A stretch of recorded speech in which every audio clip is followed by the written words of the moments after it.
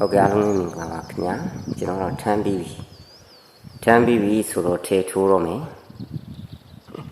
ထေထိုးပြမယ်လက်ကတည်းကဥချိန်ထုံးဒီမှာလဲဆယ်လီပဲဒါလဲဆယ်လီဥချိန်နဲ့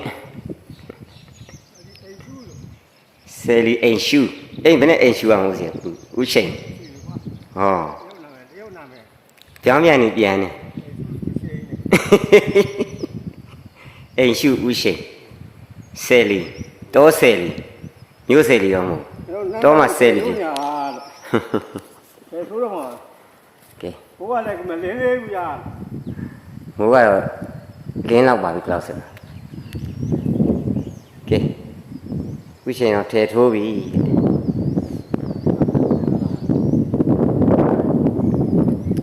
ဥရှိဆယ်